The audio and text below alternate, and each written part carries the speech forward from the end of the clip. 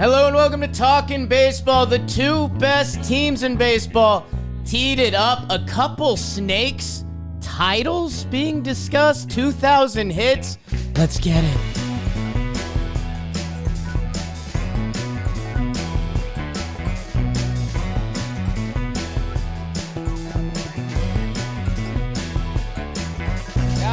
Cambio. Hello. Dabs anymore. Hello and welcome to Talkin' Baseball, presented to you by SeatGeek. Use code TALKIN the first time you use it. 20 y'all hairs. Myself, Trevor Plouffe, Big Baby David. Trev is running a roadie, a little 3-series road trip for Plouffe, as you've now ended up in beautiful Minnesota, land of 10,000 lakes. Feels like home. Yeah. Every time I land here. It's beautiful in the summertime. Don't catch me here in the winter too often, but yes, I'm here. Are you at Tampa, Correa? Toronto, Minneapolis. Are you at Correa's mansion or Mauer's mansion on the water? Well, I'm gonna stay with Correa tonight at his lake house. Yeah. You know, family dinner, stuff like that. That's what we do. Yeah. And then maybe I'll shoot over and say what's up to Joe. But I'm about the young guys here.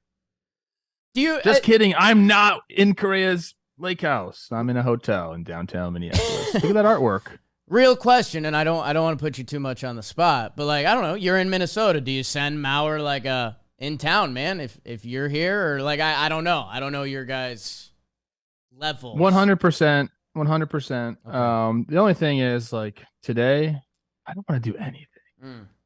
You know, Morneau wants me to come out to his ranch, and I'm like, dude, I got to take like a 30-minute Uber out there. I've been just kind of running hot. So I think today I'm going to like chill, maybe even get a massage. Olivia keeps telling me, go get a massage. Yeah. I'm like, oh, wait, you can give me one. She's like, no, go get one. No, go get a massage, please. Yeah.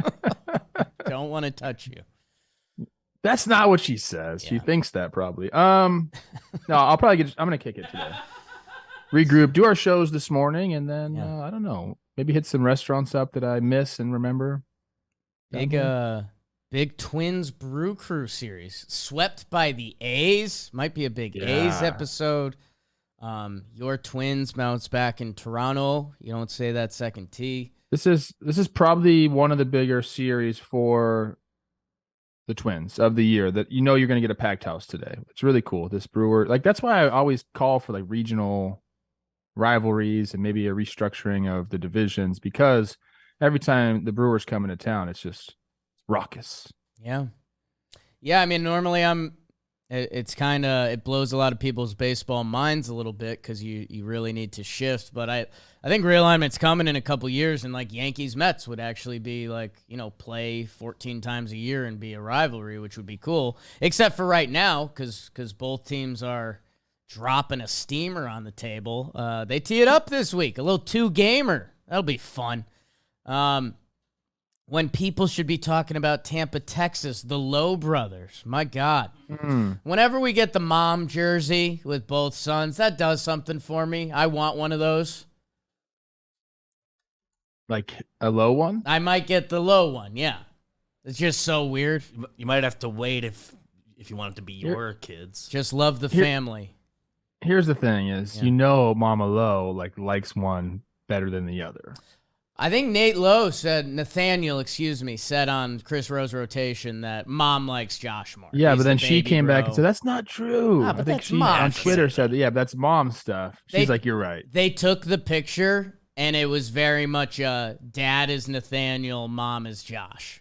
And that's just what it is. Yeah, which way was she leaning? Was she leaning this way? Was she leaning that way? Do your kids, how do your kids line up between you and Olivia? I mean, for the most part, 90% of the time, they just lean Olivia, both of them. Smart. It's That's smart. And I'm just left out of all that love. But there are times when Dad is needed. I think that's like the role of Dad, is like you're just there when you're needed. Well, and you're like happy to give love at any given moment. You're like, okay, yeah, I'll give you love. Trev, you have no idea.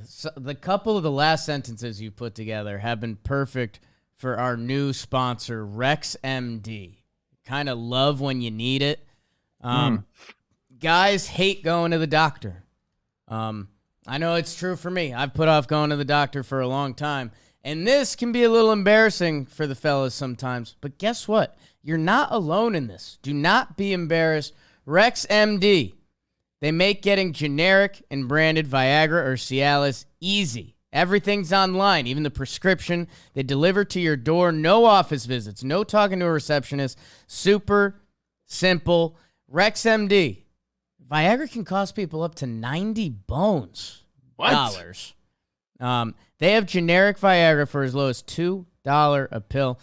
People, if this is something you're dealing with, you can get it shipped right to your door. Free 2-day shipping. Fast, simple, and cheap. U.S. licensed RexMD physician anytime you need after that. So head to rexmd.com/JohnBoy. Exclusive deal will save up to 90% where you'll pay as low as $2 per dose of generic Viagra instead of $90+. It's rexmd.com/JohnBoy. 90% off and a free gift your partner will thank you. There's a link in the description. Hello. Trev, your arm is raised very firm. I just got to say this. Yeah. If this is something that happens to every man at some point. Yeah. So why is it embarrassing? I'm actually embarrassed if someone was embarrassed to get help. It happens to everybody. Do you know what I mean? We're end the stigma. Right. End the stigma. The internet exists. We all know. It's out there now. Don't play it cool. It's Monday. The two best teams played in formerly your Tampa this weekend. And let's talk about that and everything else that happened in the American League. Oh, yes. Trev, the Rays and the Rangers. Similar team names, I guess, when you think about it. They teed it up, and guess what? Tampa survives and thrives through another test. They win the bread games. Tyler Glasnow, only one hit through 6 innings. He gets his first win in 2 years. Isaac Paredes, 2-homer game. How many Rays do you talk about before you mention that guy? And that's kind of their whole situation. The Rangers, they won game 2. Corey Seager, 5-hit day at the office. Nathan Eovaldi, he has 9 wins this season. That's part of their formula. So rubber match. Sunday, who's going to walk away with their chest pumping? It's the Rays. Wander Franco, 2-hit and a homer. Harold Ramirez, cool story on him. Came out this weekend that I didn't know. He's got his hair dyed blue for his kid with autism. Pretty intense, kind of awesome stuff from him. He has a 3-hit day. And the Rays, McClanahan was on the bump, retired the last final 15 he faced. They're a wagon. They take 2 out of 3. Now, this baseball was not the same level played. The Sox and the Yanks, if you scored 3, you won. And the Red Sox scored 3 twice. Whitlock, Cole, the first game. Devers, looks like he might be on the up and up, and a little bit of Yankees baseball is usually what gets him going. My goodness. Domingo Germán looks good in that second game for the Yanks. And then on Sunday Night Baseball, it's a little bit of a mid-off that ends up with Manfred rules, and the Sox get it done, and the Yankees don't. Boston takes 2 out of 3 to get back to 500. The Yankees, again, without Aaron Judge, they are a lifeless bunch right now. Oh, my God. The Twins take 2 out of 3. Let's go. In the Great North, Trevor Plouffe on the sideline. Kyle Farmer putting in the work before the game, and that's what matters. And what matters is when you win that first game in extra innings. Let's go. Michael A. Taylor with the yacker in that one. Twins win the second game 9-4. Blue Jays, they salvage it. A little scary moment with the umpire in that game. Hunter Wendelstadt, get better, Pop. Wow, Kevin Gossman does not like facing the Twins. That's interesting. Matt Chapman homers, Trevor Plouffe. That'll do it for him on the sideline. Good for your Twins, Trev. And good for the AL Mid in general. The Guardians take down the Astros. Okay, we're going to 14 in the first one. God, that's a good time. A lot of good action there. Josh Naylor, 2 for 7. They just start walking Jose Ramirez by the end of it. Astros, Abreu and Altuve. They put it together in the second game, but these Guardians, they're getting back, and Shane Bieber, dominant versus the Houston Astros lineup. They're missing Yordan right now. Cleveland getting back in the mix. Okay, guard dogs. Halos take 2 out of 3 from the Mariners. Yeah, and I'm not surprised. They win their bread games. Luis Castillo versus Shohei Ohtani in the first game. I'm into that. Moniak and Kelnick, 2 of the uprising kind of former top prospects, getting it done in that one. In the final game, Trev, your guy Neto with a 2 ding-dong day. Shohei has 3 hits. And kind of everyone got it done for the Mariners in that middle game. Mariners have to start winning series. They want you to do it, Trev, but you have the power now. Orioles sweep Kansas City, and that's obvious. My guy Pasquatch goes to the IL. Gunnar Henderson, you might hear more about him. He goes deep to Utah Street. Longest homer in a game? What? Orioles get it done in the Royals, especially after the A's sweep. They're a little more in the spotlight for all the wrong reasons. And that is what happened in your American League.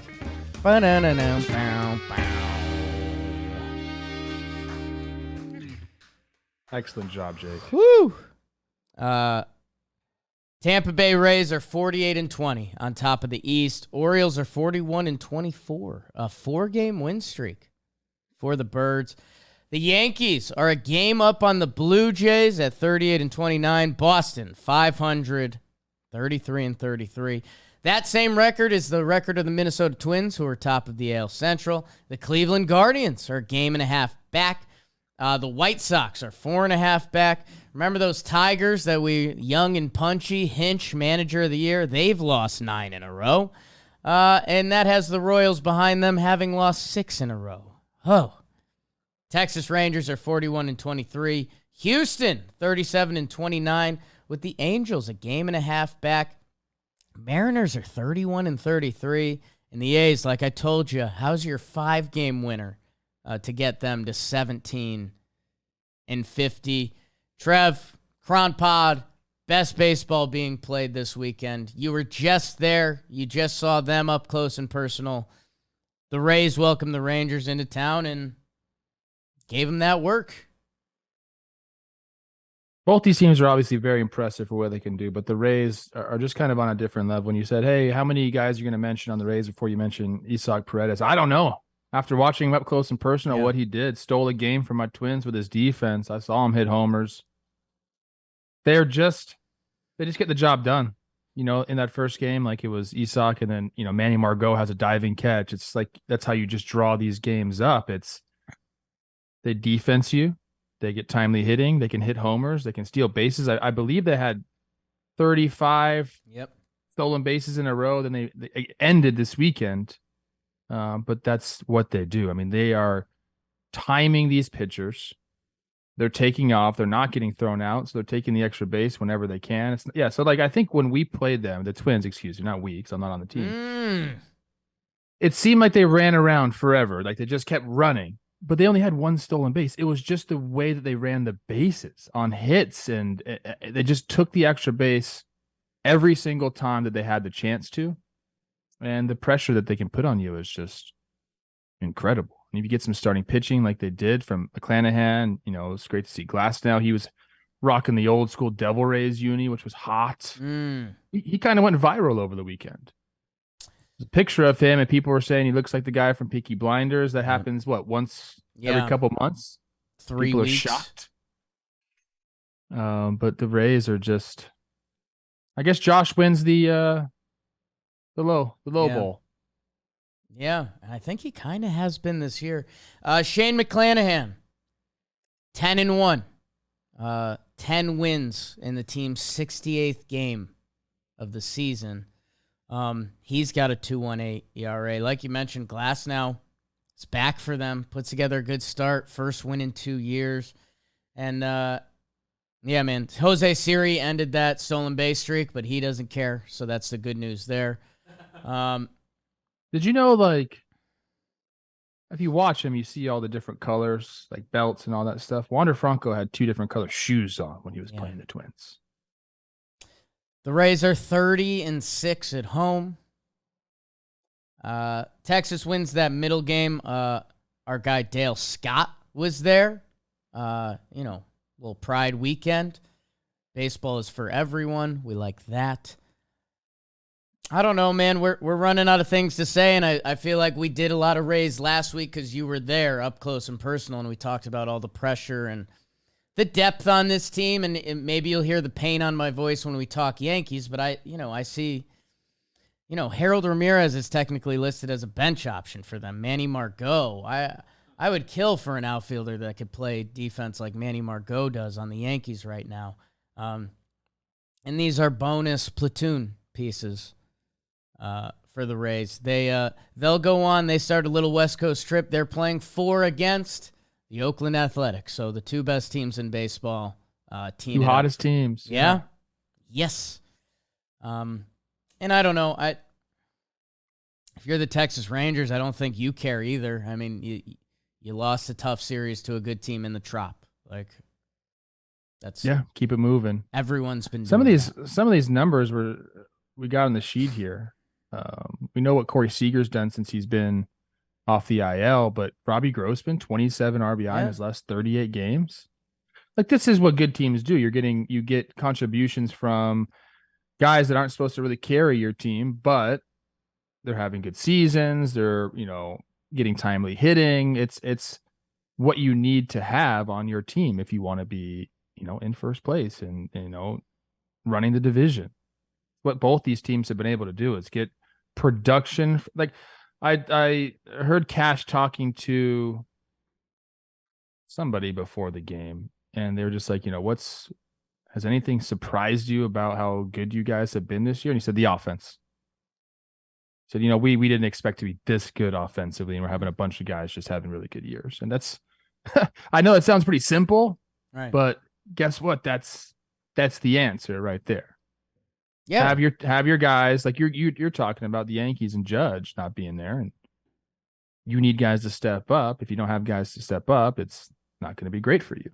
The Rays have had pretty much everybody come out and bang to start the year. Yeah, I mean, for both of these teams, Leody Taveras had a 2-homer game. You mentioned Robbie Grossman. I remember when we were doing their TPP, I was like, I'd love kind of a veteran corner outfield for them, and he's kind of been perfect in that role, switch hitting, filling in when they need him. And the Rays, it's literally everyone, man. God, they're so good. Let's jump to let's get this out of the way. Trev, Boston and the Yankees, the rivalry, it's back. This was tough. We recorded Talking Yanks right after this. Me and Jimmy were, it's in 6-7 years of Talking Yanks now, is kind of just the most blah I think we've been. And it feels that way. And it felt that way kind of on both sides, if we're being honest. I mean, hey, Sox, you won the series. Congrats. But, sometimes there's 3-2 awesome baseball games. These were not that.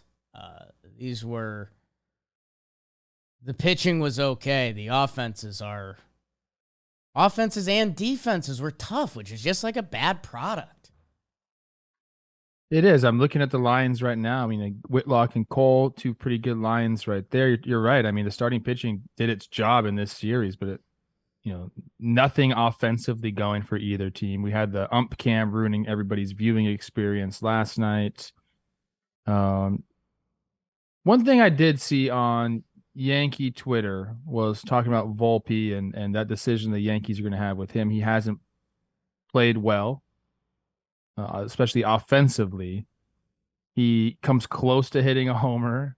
Yeah. And people are excited about that, but in the end, it's just a strike. And then, the talks continue. Where are you at on that? I know you probably gave it all on Talking Yanks, but you got to let him figure it out at the big league level, or do you send him back down so he's not under all this crazy pressure to figure things out in front of everybody? No, Trev, it's a great topic, and I'd love to get your thoughts on it too, because I know some people get on us for if there's a Yankees topic because we do a whole show on that, but I guess it goes for any top prospect, right? Like they kind of promise this kid the world, and there's some weird I guess what's tough for me is there's business stuff tied into it in Yankee land. The fact that it's a shortstop for the Yankees and it's a kid from Jersey and he won the job. Grayson Rodriguez got sent down this year. Jordan Walker got sent down this year. That it doesn't have to be a thing unless you make it a thing, and the Yankees have done that. And the thing I come back to, and people might be shocked to hear silly tie-dye shirt Jake talking this way, but it's because it's real and I'm passionate about it. If the situation was reversed, because the Yankees have another top shortstop prospect, Oswald Peraza, that came up last year. You might have saw him in the playoffs. And he came up and he played pretty well. Well, guess what? Volpe wins the job in camp, and kind of rightfully so. He had a great spring. I'm all for open competition, especially with young players. He's come up and he's struggled pretty in a big way. And Peraza is in AAA, and by the way, he's been killing it. So here's what I tell you, Trev. If the situation was reversed, if Peraza was up at the big league level and really struggling, and this kid from Jersey was in AAA, raking with the Italian last name, people would be rioting at the stadium that they haven't made that transaction. So I don't think it solves the Yankees' problems, but I think it should be on the table because, Trev, it starts to go into a kid's development. And are you helping or hurting him? And Volpe's at-bats on a given night can be tough to watch. Like that's the most concerning part is he's, if anything, looked less comfortable as the season's gone on. Where earlier in the year he put a couple weeks together where at least he looked comfortable, and it hasn't been like that in a while now. If anything, it's worse. You're right. I mean, look, you put a lot of pressure on a kid. They did it with Judge, but he's lived up to it the entire time. And your speech on if it was Peraza up here and Volpe was in AAA, you're 100% right. That's a very interesting take. So I'm with you. I think you can't let this guy just stay up, especially in New York where there's so many eyes on you in every single game. I mean, go figure some stuff out. Now, if it's approach, if it's mechanics, you can go and work on that stuff. Right. Like eventually you're going to have to come up to the big leagues and hit big league pitching and be comfortable taking grounders at shortstop. And you have to figure that out, but he will. He's young. Right. He basically didn't do AAA, so he very well go might get some need of that time. And also that shortstop position can be pretty daunting, and that's where things are also crazy, is that we heard in the minor leagues that Volpe's arm strength is a little more second base than shortstop. So think about that. The Yankees literally just saw Gleyber Torres try to play shortstop for a year, and he was a disaster, and it affected his hitting. He's gone off a shortstop. He went back to hitting again. So what if that's in the kid's head? And now you're the Yankees, and you just told society that this kid's the next year? I don't know, man. There's some levels to it that are messed up. And at the end of the day, it also shouldn't be on him a lot because they're missing Judge, who is showing. The Yankees without Judge this year are scoring 3.3 runs a game. It would be the worst offense in Major League Baseball. Rizzo's in one of the worst slumps of his career. DJ's been out of it. Gleyber will run into some, but he's also making bonehead plays that are shocking for a 5th, 6th-year player. And Trev, I can go up and down this roster, and it's not the Jake a lot of people are accustomed to, but it's where I'm passionate about. Trev, their roster right now is 3 DHs and 8 infielders. Willie Calhoun leading off. I love his resurgent story. They're throwing him in right field, and Trev, it looks like me running around out there. 5'6", stocky guy. Whoa. Okay. Jake Bauers, a first baseman by trade. He's trying to be in left field at Yankee Stadium, which is the size of a center field. They call up Billy McKinney, and he gets his first major league start, center field for the Yankees. Or his first center field start at the big league level. So they're just trying to put it together, and they have quotes before the season that are like, we misread the outfield market, and it's like, okay, that's not my problem, that's yours. This is your job. Oh wow, you are They're you're in going a to do place this right now with your Yanks. They're going to Okay. do the same thing. Bader's going to come back, and it's going to look a little better. And then Judge will come back, and it'll feel a lot better because those are two of their top 3 two-way players. And then if you have a kid or someone else get hot, then you have an offense. But it's frustrating, and hopefully Rodon's back at some point. He's throwing live BP. He hit Willie Calhoun with a pitch before the game, so, vibes are high. Nice. I don't know. Hey, let's and for everything we just said about those 3 outfielders, Calhoun, Bowers, McKinney, they're kind of the 3 guys hitting. Bowers didn't hit this series, but the other 2 did. Sox, get going, kid. Their starting pitching puts a nice performance, a little balance with the Yankees offense. They've been pitching. I wanted to give a shout out to that. 3 good starts there. Brian Bayo, who the Red Sox fans have been talking about this kid for a while. If you take out his first start, which is 2 2/3 innings. Oh, I had it up. Oh my gosh. Anyways, take out his first start, 2 2/3 innings, 5 earned run. The rest of them, going back from April 23rd up until June 11th, there's 8 other starts. Pitching to a 3.08. Yeah. Passes the eye test. Yeah, I mean, he's got nasty stuff. And, it's interesting because, the Red Sox calling card at the beginning of the season was their offense. They were going off, they were hitting, and then it just hasn't happened for him this month at all. And you talk about that all the time, like, you got to match your pitching up with your hitting.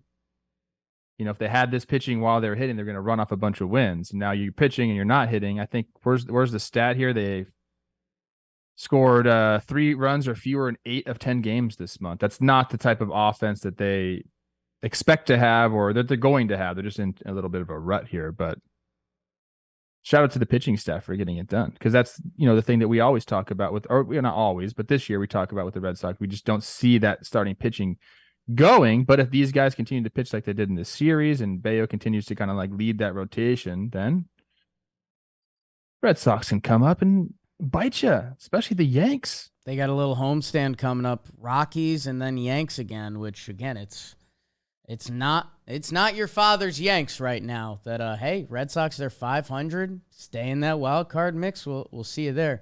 Trev, tell me what happened in Toronto this weekend with the Jays and the Twins.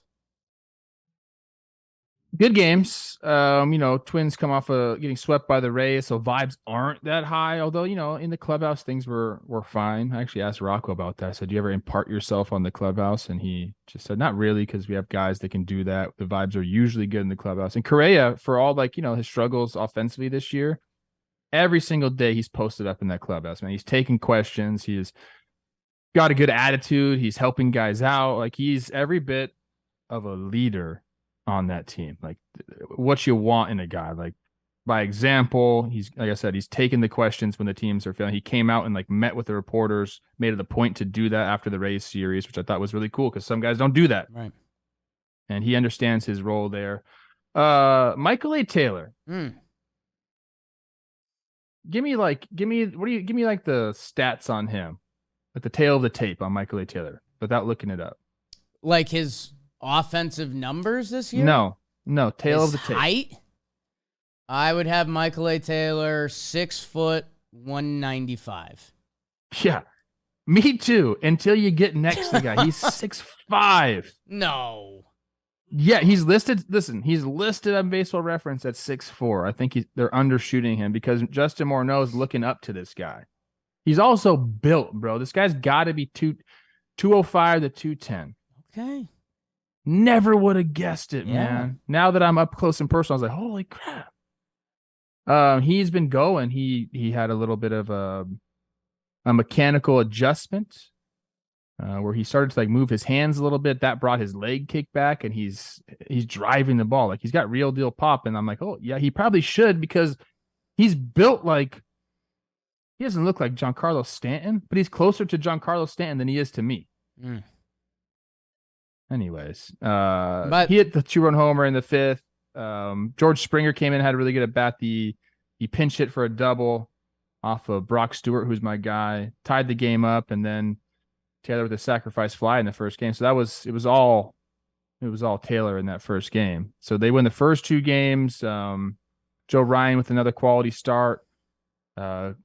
Correa has the grand slam, which I videotaped, which is pretty cool. I was down on the field Yeah, for that was that. good vid, Trev. And just a big inning for the Twins. I think it was a 7-run inning. And they get the job done. Then yesterday, Twins had the game the entire way. A bunch of bullpen guys were down for the Twins. For some reason, I'm not really sure. I didn't necessarily agree with that decision because they have an off day today. But Kevin Biggio, who got the start at first base, hit a 3-run homer off Amelia Pagan to go ahead, and then Jordan Romano came in and shut the door. So the Twins had it, man. They had a sweep ready to go. 3-3 road trip. Beautiful, but the bullpen could not get the job done. Well, Canadian homecoming for your guy, Julian. Good for him. Yeah. Good Canada action. Twins got some young guys that, I think are going to be really good. Alex Kirilloff's got, just a cool, calm demeanor, taking really, really good at bats. Then Julian is he's got this fiery fucking look in his eye. Oops, we weren't supposed to cuss this episode. Oh, Trev. Just, can you bleep that or something? Follow up on Michael A. Taylor. Traded before the season for 2 minor league guys that aren't, top prospects or anything like that. Plays all-world defense, and he's given the Twins a little offense this year. And by the way, our Yankee fans would kill for that right now. Would kill for that. He was just insurance for Byron Buxton, and when they decided that he wasn't going to play the outfield, Michael A. Taylor's the perfect guy to take over out there. I think he won the Gold Glove last year or 2 years ago, maybe. 2021, yes. Good dude, and like I said, just way bigger than you think, because you think of Michael A. Taylor as a guy that steals bases and a skinny center fielder. He's not that at all. He's a monster. Trev. I don't have really any notes on the Blue Jays. They didn't really look great. Twins got to Gossman. Trevor Richards, who made a spot start or a opener type role. He threw the ball really well. He's got a nasty changeups. Got a nasty changeup. But I think after the Twins saw him, they were kind of ready for Gossman in the splitter because they kind of jumped on him. Ooh, okay. So a little storyline there. But Bo Bichette looks amazing. I hung out with Matt Chapman. We talked a bunch. He promised me he'd hit me a linea, he'd hit me a homer. Wow. And he loves Bo Bichette, which I thought was cool. I said, what's up? What's Bo's deal? He's kind of quiet. I went over there, tried to be around him, see if I could talk to him. Didn't happen because he's who is this loser? But then I got around Chappie, and then I was kind of cool. Okay. Trevor Richards. That's what happened in Toronto. Trevor Richards, all gray hair team. Okay. It's gray. Guardians beat the Astros, Trev. 2 out of 3. That first one's pretty wild. 14 innings, longest game this year, I believe.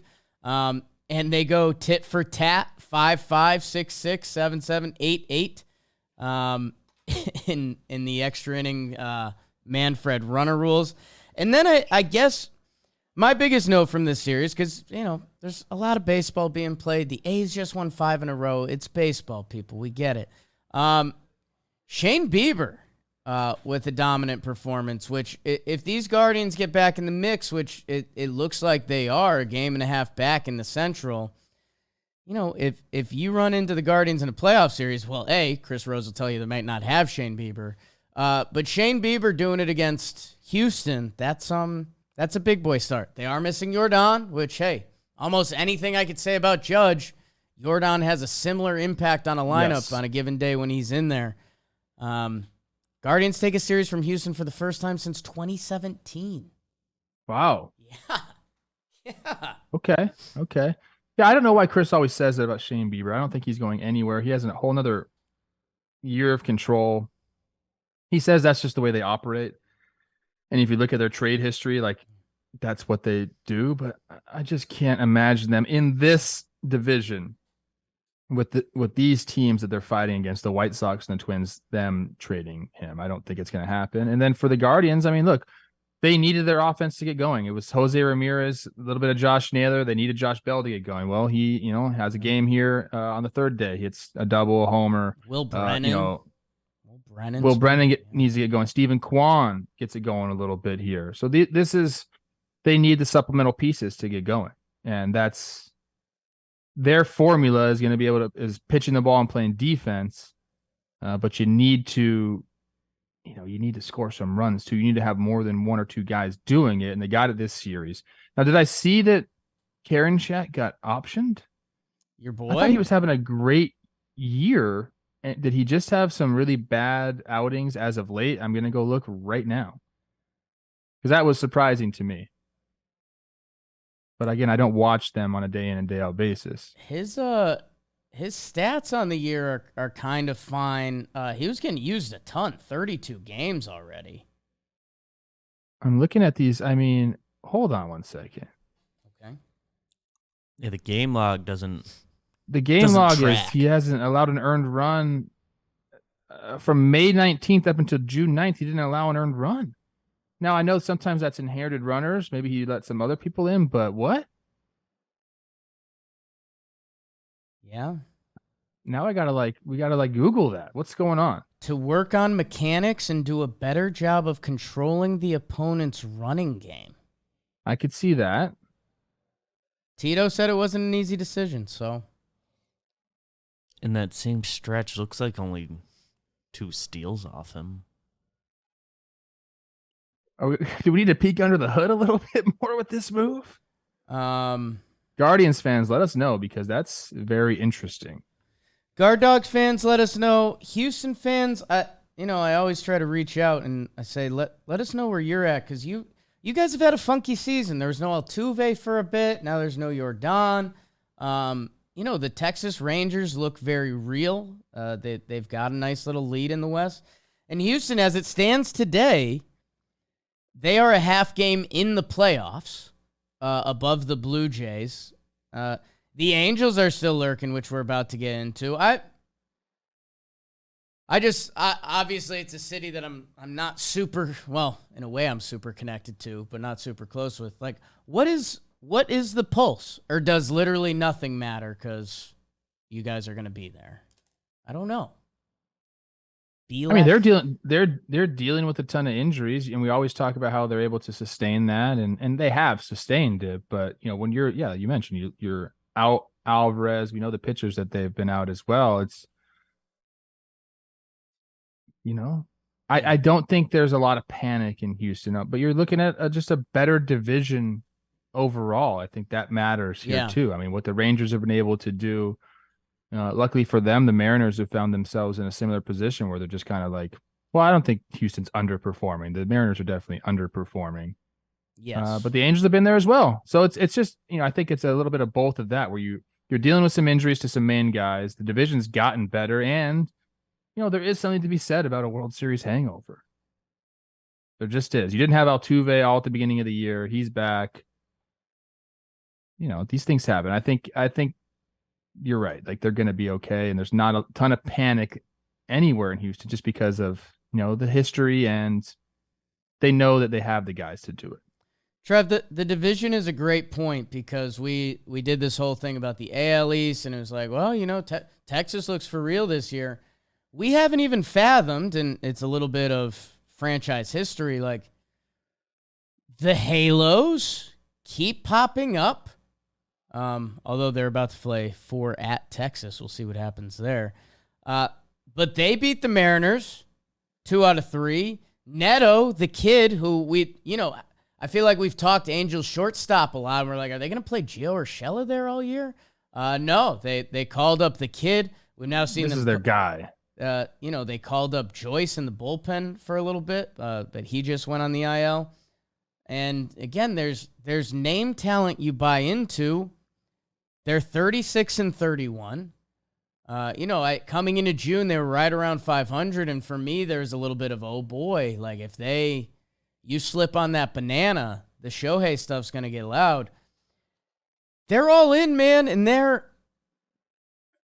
remember when we did this exercise, I think it was with the Mets and the Phillies 2 years ago. And we're like, if you took the names off the teams and you looked at them, if this team wasn't the Angels, I think we'd be a lot more excited about this team. And the Mariners, my goodness.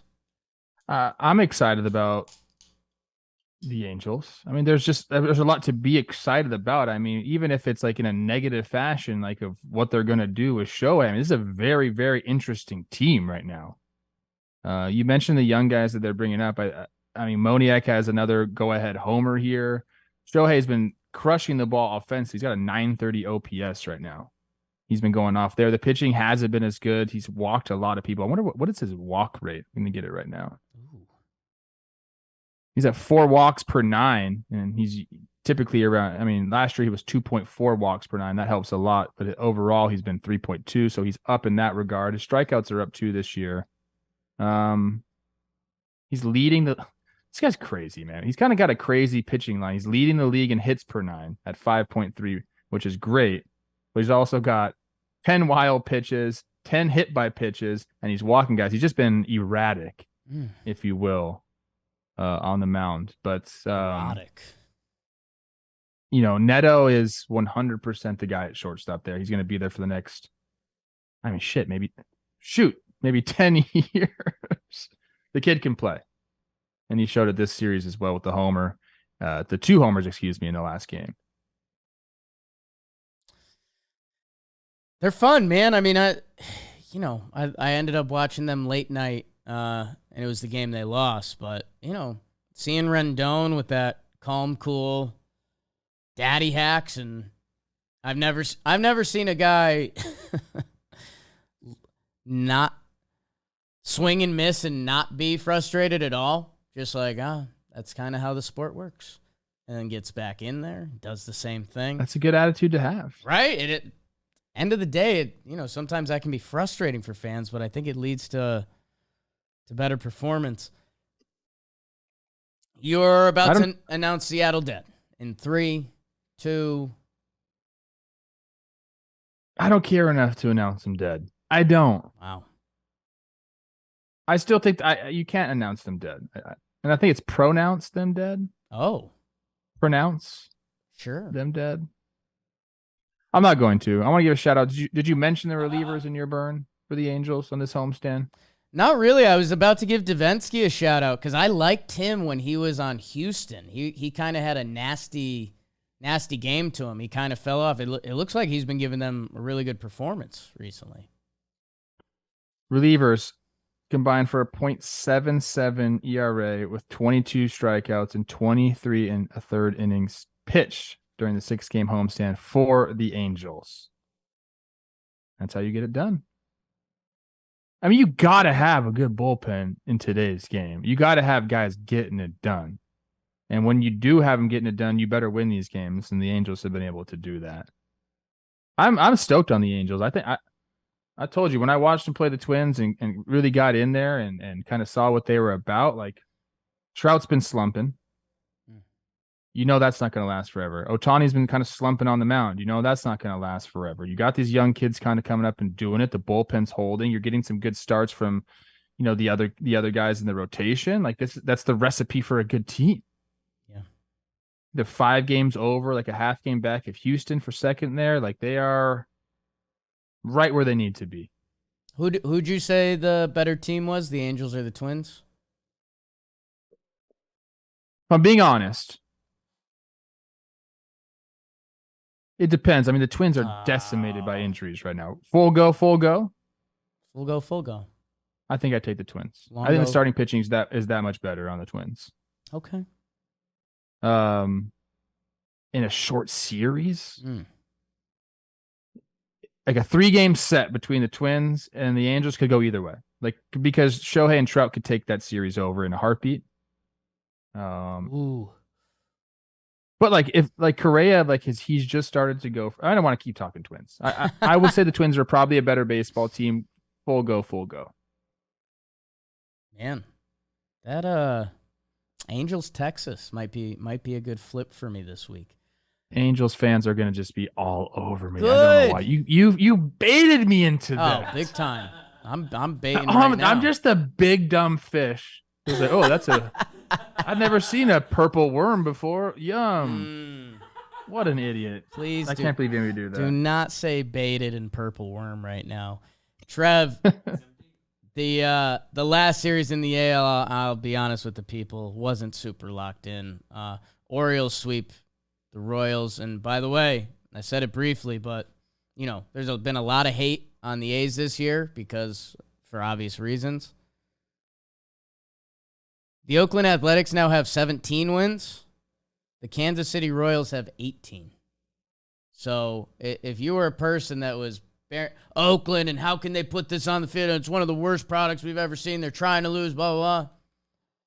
Royals have one more win. And the Orioles are they're really good team. They're trying to win. Kinda. I will say one thing. I mean, we're going to talk about one of the players a little bit later in the show. Yes. I watched some of the highlights here. Austin Hayes homers on the first pitch in the first game. Yep. He moonwalked to first base. I don't know if you saw it. If you didn't see it, Jake, I'd go pull it up. It's pretty. He takes a swing. He's a right-hander. Turns on an inside fastball, hits it down the line, and then he turns around and goes backwards for 3 or 4 steps, moonwalks all over Kansas City's grave. Yeah, I just watched it. It's not bad. It's not bad. It looks like a highlight from the 70s or something. Yeah. Yeah. He knew they were going to sweep him. He's like, I'll just hit a homer here and just end the series right now. Baltimore. Anyways. Yeah, you're talking about one of their guys later that I think is a fun, good talking point. And Orioles back at it, 41-24. Good teams are going to miss the playoffs in the AL. Let's talk a little National League baseball, Trev. The National League is brought to you by Fuego. And at Talkin' Baseball, we are joining forces with the good folks at Fuego. You guys probably know by now, but if you don't, they are the ultimate fan gear. They're partnered with the MLB and the MLBPA, so they've got player stuff, they've got team stuff. If you're looking for good gear to wear to the game, Fuego has it. They have all your needs for 162 games and beyond, whether you're at home or the ballpark. So head over to foco.com/JohnBoy, FOCO.com/JohnBoy. Gear up right now, and with code JohnBoy, you'll get 15% off your order at foco.com. Fuego, find your fandom. There's a link in the description. If you've seen me wearing some fun Yanks gear, it was probably from Fuego. Go check out their website. They got a lot of good stuff. Holy smokes. National League Baseball. The Philadelphia Phillies, they take 2 out of 3 from the Dodgers. How about it, Phillies? How's your walk-off? Schwarber, game 1. Hello. Like that. Ranger Suarez with a good start. Trev, I'm going to start giving you a little credit because you had Bobby Miller. And he does it again. 6 innings, 0 earned runs. His name is Mookie Betts as they put up a 9 spot. But then, Trey Turner. Yeah. Phillies win. Castellanos and Stott have big days at the office. Nola was throwing away a bunch of baseballs and got in trouble for that. Sure. Metsy as it getsy. The Pirates, the first place Pirates, take 2 out of 3 from Pittsburgh. Dick Mountain drops it as the whole offense goes crazy in game 1. They win by a touchdown, 14-7. Mets win on Sangaday. Canna and Pham get it done. What year is it? But then Mitch Keller, he drops it on the table. Good bounce back start for him. And Jack Sawinski homers. Pirates take 2 out of 3. Mets fans, Cohen's giving quotes. The Cubbies take 2 out of 3 from San Francisco. They win the first 2 games. Kyle Hendricks, hello. 8 innings pitched, 1 hit. What a catch by Mikey Talkman in the gap. Stroman and DeScalfani, they dueled in the first game. Seiya and Horner with the big pinch hit to help get it done. Jock Peterson had a 4-hit day. You know my guy Tyro Estrada got involved in the Giants win in that final game. Good for the Cubbies winning a set. Braves take 2 out of 3 from the Nationals. They won the first 2 games. Couple young studs, Josiah Gray and Smith Shover, in that first game. Braves win 3-2 every day. Eddie Rosario, my goodness. And Arcia breaks up the tie. Absolutely. Ronald Acuna Jr. yawned, 3 hits, homer, 3 RBI. And then some of the baby nets. Keibert Ruiz and Luis Garcia, 2 hit days as Jamer might be traded this year. Homer. Olsen leaves the stadium. Don't mind me. Date my daughter. Padres, they almost get the sweep of Kelsey Wingert's Rocks, but a little rain delay and some power. Nolan Jones with the walk-off homer. You might hear something about Ryan McMahon later. Hey, Manny Machado's back, and he's making some special plays, and he's hitting, and that's what it's about. If the San Diego Padres are going to go, they miss the sweep. Coco Montes makes his debut, and man, do I like that name. Trev's giving me the stink eye right now.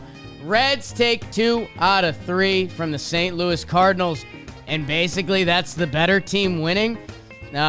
Be lively, your guy in the first one. Ends up not having the prettiest line. That's the game St. Louis wins. Jordan Walker, Jordan Montgomery. Okay, MJ year. Nolan Arenado with a homer. I think that was a 3-0 pitch. But then Cincy, they got more kids. Andrew Abbott is not giving up runs. Ellie De La Cruz will not be beat to first base. Reds, they take 2 out of 3 to stay above the Cardinals in the National League, and that's what happened in the National League. What was that Excellent stink job, eye, Jake. Trev? I just learned something about Brandon Crawford. I think it's probably the most unbelievable stat I've seen this year. Let's hear it. You want me to just go into it, or do Yeah. you want to give the standings and wait till we get to that series? You have me on the end of the line. I'm the purple fish Okay. right now. Purple worm. Brandon Crawford has played 1,600 games in his career. Yeah. It's a lot of games. He's never played another position other than shortstop. Yeah. Never. I see guys with the Twins play 3 positions in one freaking game right now. Brandon Crawford has never played another position at the big league level. That's insane. Yeah. That's insane. Like, never had to move anywhere or No DH find another player that's days. done that. Well, if you like him, you're gonna love my guy Jeter. In the National League, the Atlanta Braves, 40-25, Oh my atop the gosh. East.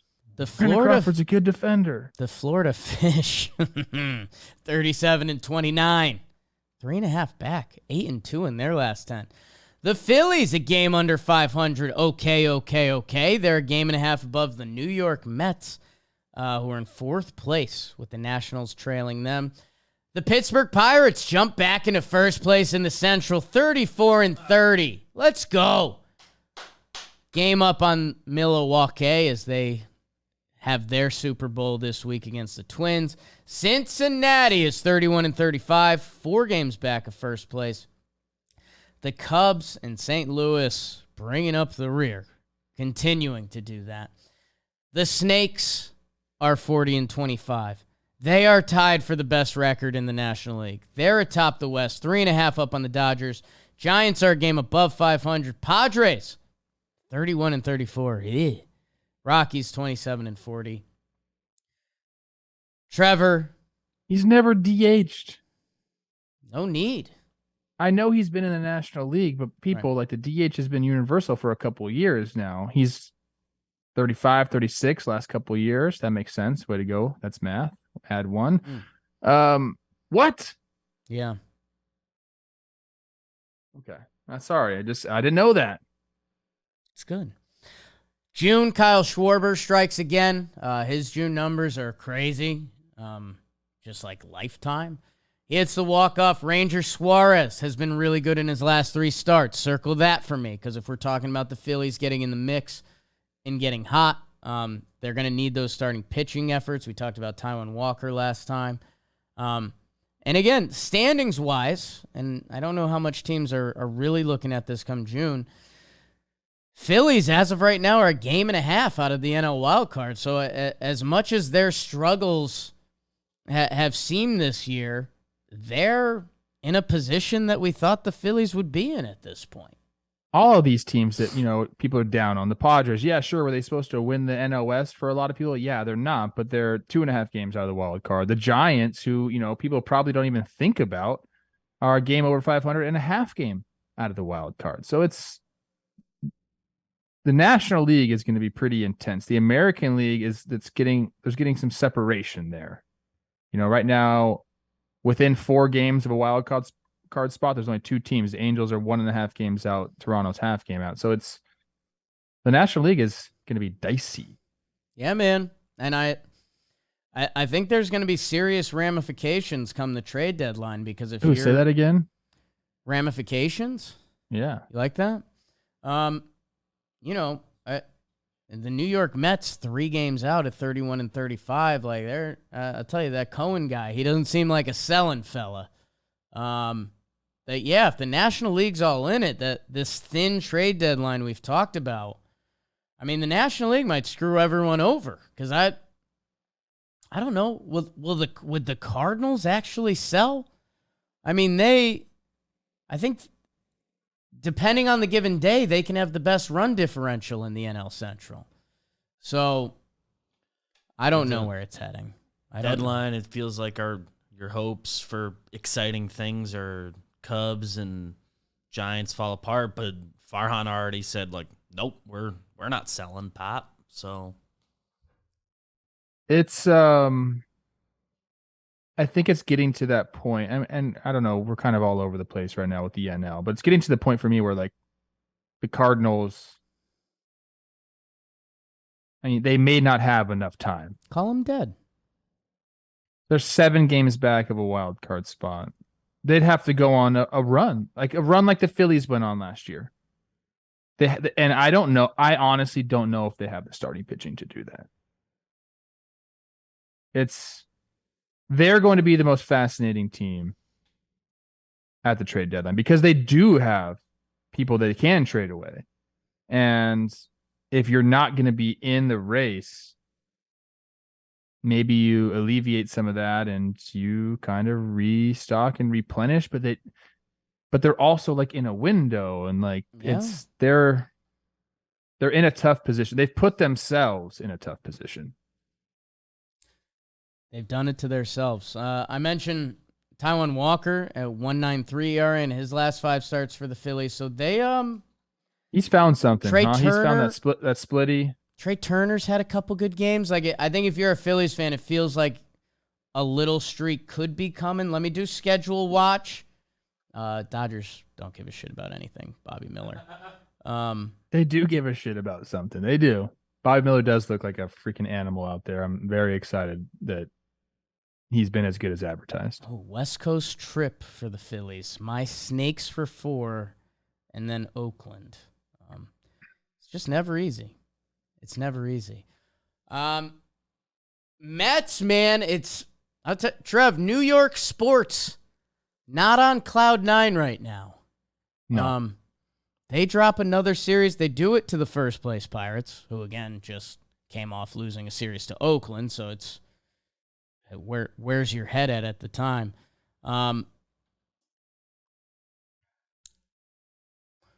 This one went as the starting pitching went. I mean, you went, Rich Hill does this thing against you, and Ke'Bryan Hayes, who's been really good offensively as of late, has, 4 ribbies. He goes for 5 for 5 on the day. They have some other contributions offensively. You put up 14 runs, you're going to win the game. And then Senga has his outing, and Keller has his outing. Keller had some absolutely nasty stuff going in that last game. The Mets are going through right now. Cohen's quotes are interesting because he said that, he wants to do something, but he doesn't think that would necessarily play well if you were just to go blow everything up. He doesn't think that would be, it could be counterproductive to do that. So I think there'll be some changes. I think they'll be aggressive at the deadline, but there's only so much you can do with a team. And Pete being out is very, very tough for them. Yeah, he's a rock, man. He's a constant threat. Like I said, a little 2-gamer Subway set coming up. Scherzer, Verlander, Cole, Severino. Buckle up. 2 struggling New York teams. Little Pirates love, which I've been trying to do lately because I sold pretty hard on them. Ke'Bryan Hayes has gone nut job, 19 for 34. Nut job. That's a 558 batting average. Couple multi-run innings from the Pirates in that first game. That always feels impactful when you just can't stop the bleeding. And then, like you said with Keller, I mean, he's been one of the best pitchers in baseball this year. He's probably looking at an all-star game. People kind of thought the breakout was coming. And it all gets highlighted with a McCutchen highlight that I don't think we're talking about later. I had something else to say. Okay. Ke'Bryan Hayes, mechanical adjustment. Mm. Interesting to me, he went to a toe tap. You know, he's kind of doing that whole thing. The leg lift is, you just have to be so right with your timing with it. And a lot of guys struggle with that, repeating it, being on time for pitches. So, you know, the toe tap is something that is kind of an old school approach. You just have your foot down a little bit earlier. I hear some of these new age hitting gurus grimacing when I say toe tap and get your foot down early, but the truth of the matter is, and I actually talked to the Twins hitting coaches about this a little bit. The truth of the matter is you can do a lot of stuff in the cages and you can create an A swing. And okay, let's just get into this. All right, let's go. Oh, because it's a lot of new age hitting technology has come from golf. Right. A lot of the tech came from golf. Okay. And in golf, you can perfect your swing. And you can do all these things to get more power, and you're just doing everything. And mechanics mean so much because the ball just sits there. So you could do whatever you want as long as you get to the spot, you know, and you're driving the ball accurately. You can try to swing as hard as you want because the ball is just sitting there. Now, you can do that in baseball in the cage, off the tee, front toss, BP, heck, even off high velo machines. Because you know what's coming. It's essentially like the ball is just sitting there like on a tee. But you get into a big league game and things change. You can't just have a massive hack because you don't control the variables. And a pitcher can throw you different pitches in different locations. So you have to be able to get your barrel there on time, one way or the other. And a lot of times for guys, what you can do in the cage, you can't bring into games. And it comes to a point in almost every single big leaguer's career where you have to say, shit, I got to do something different here. Like, I'm not getting there. So for Ke'Bryan to, like, you know, make that adjustment, you know, will he ever go back to a leg kick? Maybe. But right now he's finding success with this, getting his foot down, all that good stuff. It's interesting, man. It's interesting because you want to have as much power in your swing as possible because that's how you win games, is by slugging, you know, extra base hits, hitting homers. But, you know, the mental side of it is you got to, like, at least continuously barrel the ball up. You can't just be, if you know, guys that are all or nothing type hitters that strike out a lot and hit homers, mentally it's draining, dude. Right. Like, no one talks about that part of it. Like, you got to be able to barrel the ball up just for your sanity. And I think Ke'Bryan Hayes came to that realization, and here we go, man. I'm excited. I love when guys make mechanical adjustments. Good job, Key. By the way, plays a pretty damn good third base. Man. Go Pirates, go. New York, God. Things are about to get ugly. So Tommy Hunter, I was on Tommy Hunter save watch. Unfortunately, the Mets didn't score, and then he got optioned or designated. I think he got designated. So if you took definitely not optioned anymore. He's played for 50 years. If you took the under on 0.5 saves, I think you might have won the bet. Although I'm not counting him out just yet. Oh, he's not out. He's fresh arm in the pen. Trevor. What else? God, we're cranking. Cubs take 2 out of 3. Big pinch hit by Nico Horner. I know Cubs fans are hoping that sparks him. He got hot out of the gates. He'd been slumping a little bit. My guy Morel, who I talk about loving, I think he had an 0 for 22 that gets broken up. That Hendricks to Merriweather game is awesome. Hendricks had faced 1 over the minimum going into the 8th with a no-hit bid. And then on that final game, a couple of the Giants, Jock Peterson, Tyro Estrada, go look at his stat page, putting together a monster season. Yes, he is. He won a pedal, didn't he? I think he was fighting for a pedal. I thought he came up short. Maybe April he got a pedal. I don't know. I don't have much on this, I'll be honest. I mean, Stroman's continued to do his thing. He's looked great. You know, you kind of wonder what they're going to do with him because he's been pretty vocal about wanting to be a Cub, and he's saying that they have not offered him anything. That was interesting. That gave me Soto vibes. In a situation like this, if maybe they aren't interested in bringing him back on an extension and he has the player option, is he like now the biggest trade piece? I mean, maybe besides Shohei, but I don't think they're trading Shohei, people. Is he the biggest trade piece out there? For what he's done, the ability to keep the ball in the park, he's looked nasty, you know, like the energy he brings. It's going to be interesting. Where are the Cubs sitting right now? I mean, they're back. I got it up here somewhere. They're back. They are 28-37. They're a game and a half up on St. Louis. 5.5 out of a wild card spot right now. Yep. That's something to keep your eye on. And you're right. Then you have the Kyle Hendricks game. He looks incredible. And then the last game, I have a question for you. Okay. You know, Giants get up big. I've called many times for like a white flag. Right. Like the position player pitching thing is insane. Although now we've seen it a couple different times where Gabe has done the anti-white flag. Right. Like he's telling the other team, like, you should just give up now because I'm going to throw a position player while we're ahead. Yeah. And I wanted to text Ian Happ and say, how does that feel? Like, are you guys pissed? Like, for all these unwritten rules and you know, baseball players get so mad about everything, like, all the time. And I've been having really fun conversations with Justin Morneau about that because he's pretty old school. So we have different takes on the way the game is right now. But like, this to me is like pretty insulting if you're the other team, bro. You bring Brandon Crawford in, who's never played another position, not even DH in his whole big league career. And all of a sudden he's throwing the ninth when they're winning. Yeah.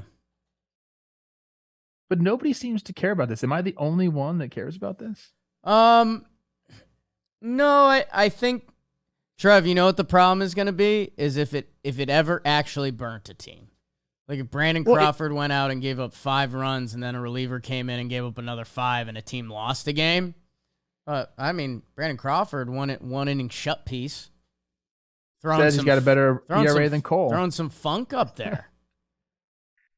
This is the thing, like, but it actually, if you really think about it, it is smart. If you don't want to waste any more relievers and you just want, you're like, hey, we have some guys we don't want to throw today. If he does get into trouble, yeah, you can just start to warm up a real pitcher. Right. Same problem. So, I mean, I know that's what Gabe is thinking. Like, well, it just makes sense. Why would we waste one of our pitchers if we don't want to throw him when we have this cushion to just have a position player go in there and do it? The chances of you scoring 8 runs in an inning, even off a position player, are pretty slim. Right. I don't know, man. I guess I'm on a freaking island here. Yeah, I don't know. It's kind of, you know, if you don't want to see it, don't get to that point. And if you get to that point, fucking hit Brandon Crawford. But they didn't. Maybe some getaway stuff in there. I don't know. Well, when the Cardinals pitched Pujols, they were up, and it was against the Giants. So they were up that game? Yeah, they were up that game. So maybe Kapler got that play from the Cardinals. Yeah, because that's a new thing. I don't recall that like pretty much ever happening before. I'd love to know if someone is like a really stat savvy person that listens to the show. Let me know if that's ever really happened before. prior to the last, 3 years? 2 years? The 2 times Yachty pitched last year, one was in a win, one was in a loss. Was it a Cardinals thing? I don't know. Okay. I think I've seen the Rays on both sides of it. I don't know. I guess I'm not as offended. Braves, Nats. I think what I want to highlight here, A, some good young talent on the field, but B, I don't know, something that snuck up on me, and Peter Moylan tweeted it out, and I kind of did like, what? Jesse Chavez, who's been a kind of a joke in baseball and talking baseball, because if he goes to another team, he's not good, but if he's on the Braves, he's electric. He's been like all-star level good. 1.55 ERA over 29 innings. They're starting a Jesse Chavez all-star campaign down there because a good multi-inning reliever is as valuable as a piece in baseball, and he's been doing that. At one point, the Braves won their 7th consecutive game before dropping the final game to the Nats. Trev? I love me a Jesse Chavez story. Vamonos Way on Instagram. Go check him out. He's a special cat. I've known Jesse for years. Since 2007, I believe. How long ago was that? 15 years? Quick math. 16 years. Better math. That's awesome. Braves 2 out of 3 for the Nats. Not a story necessarily. No. We have some guys, Smith Shawver making his debut. That's great. Josiah Gray, I think, has had a really, really good year, which is cool for the Nats. And he was a John Boy Media office visitor, which is we like those guys. Sat on the casting couch with him. Here's a fun fact: the Atlanta Braves tied for best record in the National League. 38 starts have come from pitchers 24 or younger. That's twice as many as the Guardians, who are second with 19. 59% of the Braves starts have had a starting pitcher on the mound who's 24 or younger. That's a nice stat right there. I would not have guessed that. That's wild. Yeah, I mean, Elder. I didn't know Elder was 24 years old, so that's on me. I knew Strider was. Schuster, I did know, but then Max hasn't started, and Kyle Wright hasn't started, and then the rest of them are started by a guy that's 50 years old. Charlie Martin. Alex Call robbing Michael Harris 2 of a homer. That's tough when you're a guy that had a tough start to the season and you're getting homers robbed. That would drive me insane. Have you seen, I'm just going back, just really Twins Blue Jaying it up, but the Twins have played the Blue Jays twice in 2 series in the last, 2 weeks or 3 weeks.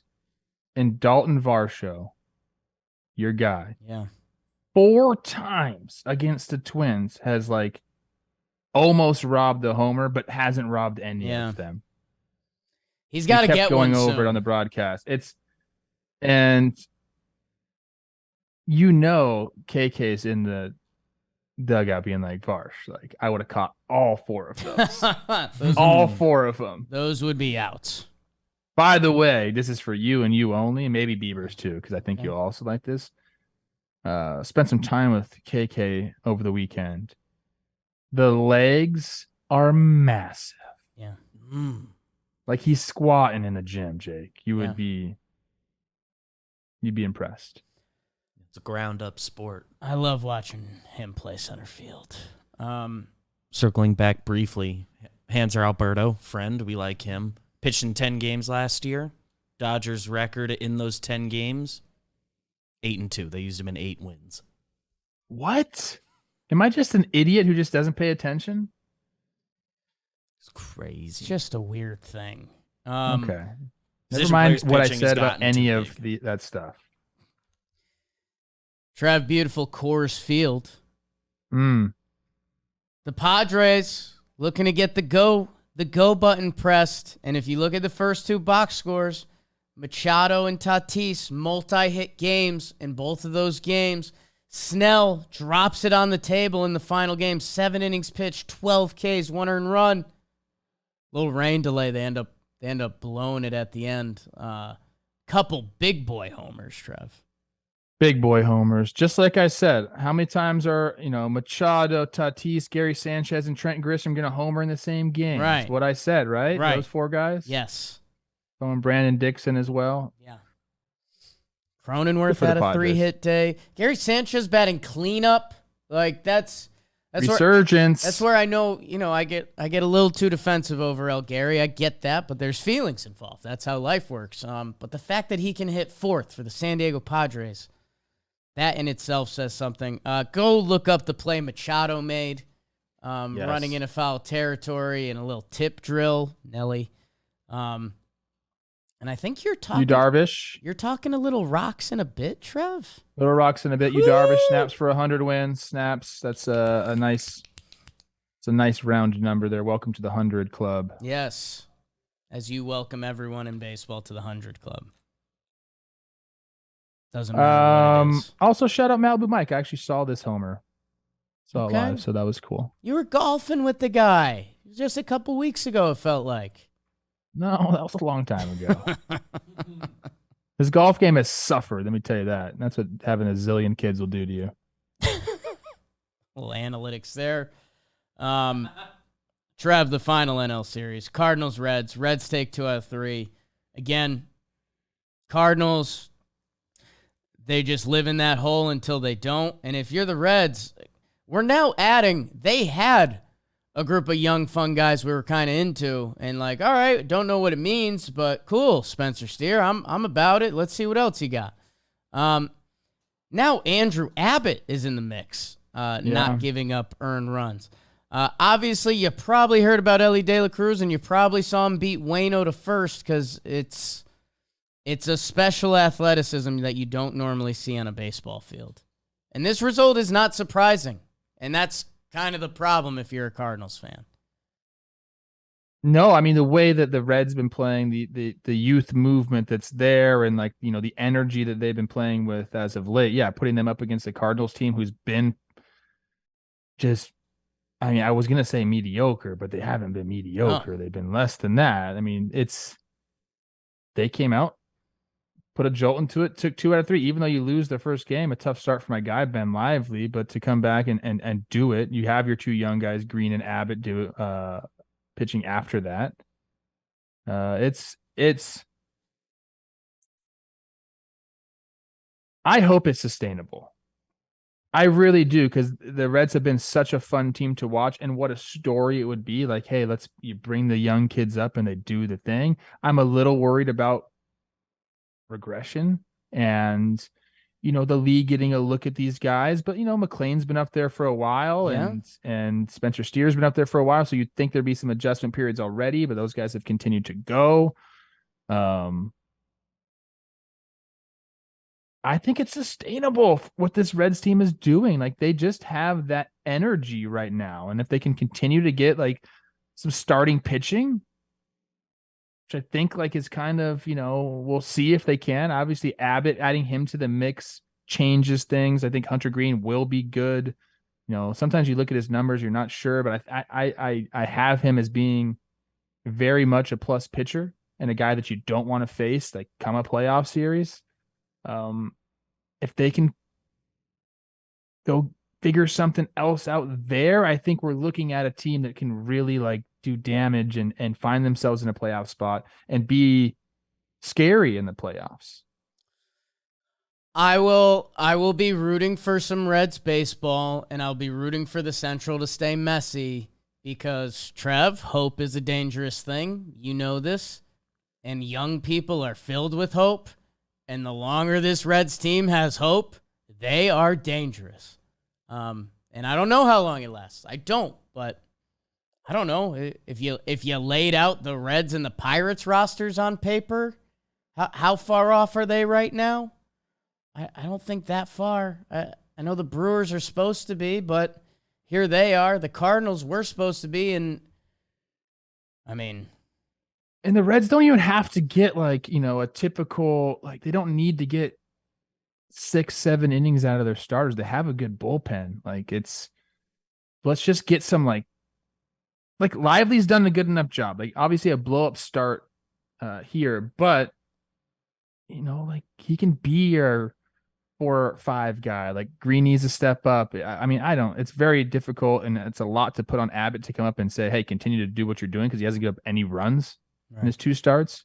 But 5 innings, maybe 6 innings every once in a while, kick it to the bullpen, let your young guys on offense do their thing. It's going to be fun to watch. And you couldn't say that about Reds baseball in the last couple of years at all. Save for 2020, and then they blew the whole dang thing up. But I'm excited about this. And for Cardinals fans, holy crap. I don't know, man. Trevor, let's do some IL quick. Whoo, it's a big yep. Chris Rose is going to slap you across the face. Oh, yeah. Yeah. Don't worry. You know what? We're finishing this show. I'm not leaving early. Let's go. Well, the Marlins take 2 out of 3 from the White Sox, which again, not a surprise if you've been tracking this 2023 season.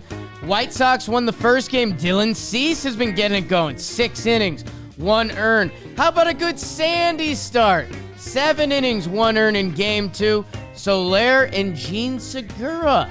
They've been waiting for him to get it going. And then Soler does it again. Those stats on the season are now getting to a good place. Braxton Garrett, as well as Brian De La Cruz, the boys are bopping. The energy is high with the Marlins. They are on a bit of a heater right now as they take 2 out of 3 from the White Sox. And De La Cruz in that final game, he's having fun on the bases. Giolito's stats are looking better. DBacks sweep the Tigers. Don't even need to talk about it because you got the best team in the National League beating up on one of the worst teams in the American League. 11-6 on Merrill Kelly Day. Corbin Carroll, 3 hits, 2 homers, accidental grand slam. Ryan Nelson shuts him out. Lourdes Gurriel Jr., go look at his stats. And then the D-backs. How's your comeback win? That same Corbin Carroll guy, a little paving power, and Christian Walker. Outfielder bobbles the ball, so Corbin Carroll scores from first on a single. It's insanity. Good for Kerry Carpenter. Good series for the Tigers. They are on the struggle bus in a big way. And speaking of, the Oakland Athletics sweep the Milwaukee Brewers. Boogity, boogity, boogity. Blackburn-Tehran duel in Game 2. That goes to extras. A's get the win. And man, they put up 8 on the final day. They can't be stopped. Laureano, big 2-run triple, and Jonah Bride driving in a pair. The A's are on a 5-game win streak. It's kind of the beauty of this goddamn sport. I am so happy for the guys in that locker room. Rooker and Brown homers. And Sears, who's been their best starter, he gets recorded with the win in that game. Brewers, what is you doing, baby? And that's what happened in the eye. Snaps, baby. What's the IL standings? You just love it. That's a joke I do every time. You just love it. And I'm happy that you love it, to be honest with you. Marlins, White Sox, you can actually, I said this before, you can butter knife their numbers since the start of May, that they've been playing a lot better brand of baseball than we've been used to with the White Sox. Marlins, they had an easy stretch of schedule at Oakland, which, by the way, I guess that's not an easy stretch anymore.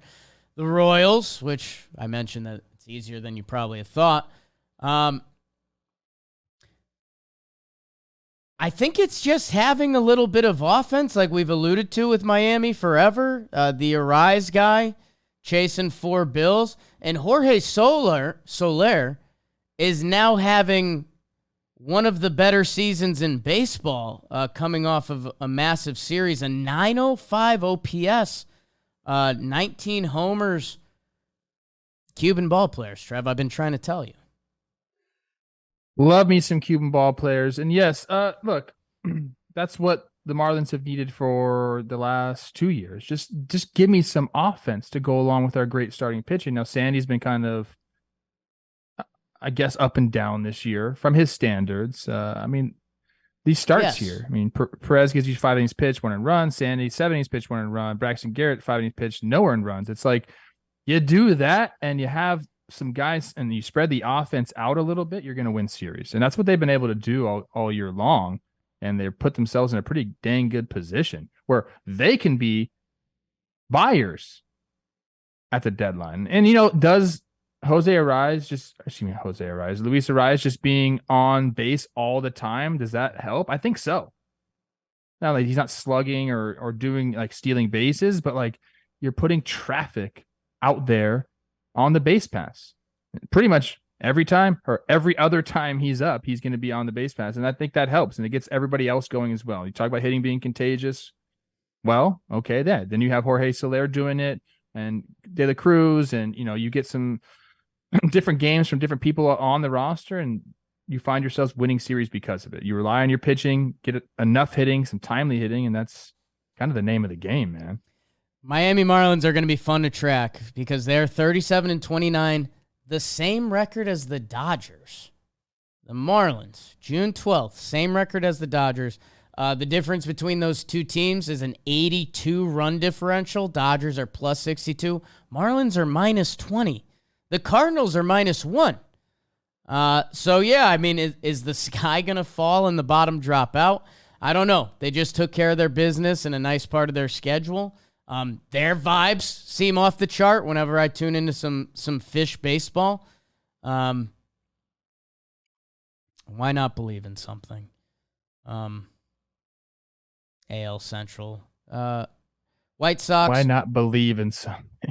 White Sox, after winning that first game, were 21-15 since the start of May. They end up losing the next two, so 21-17. But again, still from where the White Sox were, it's a better brand of baseball in the messy mid.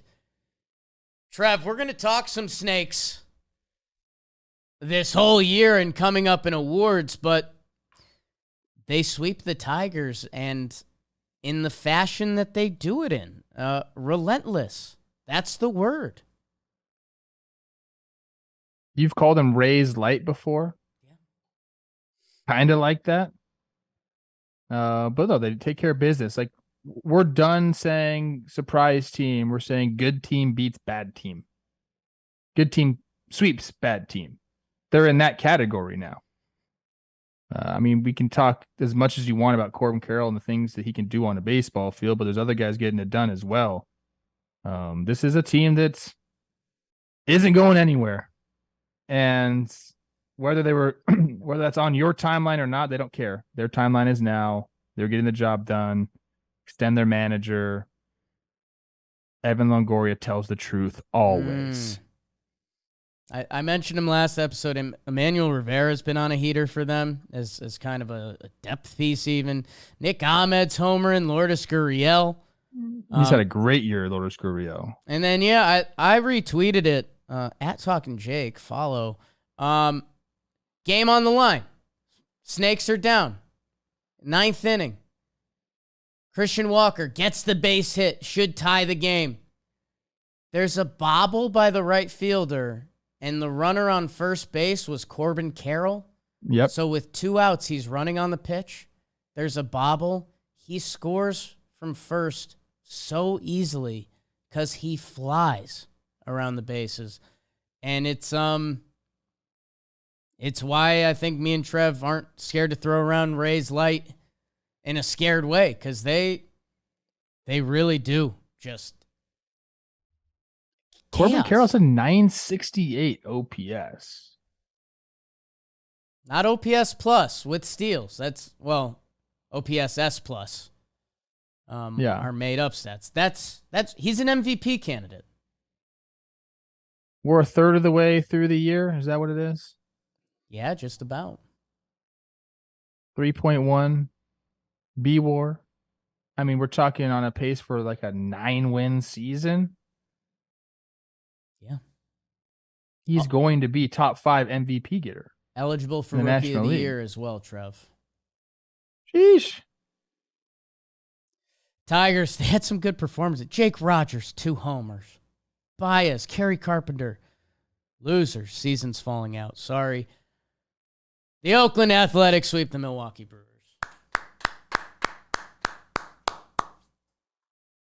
This is more about the Brew Crew than anything. Although Willie Adames came out and actually had some nice words to say about the A's. I read that. He's saying they came and executed, and this is baseball. They executed their pitches. They had good at bats, and he said a lot of people in the talk about them as not being.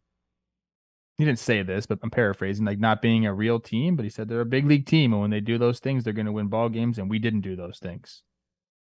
That's difficult to get swept by the Brewers or by the A's. I'm sorry.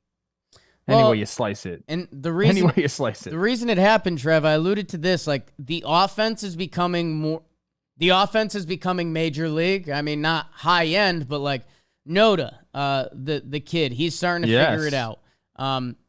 Seth Brown, Laureano, like there's guys in that lineup, Langeliers, that you're getting pro at bats. They weren't getting pro pitching.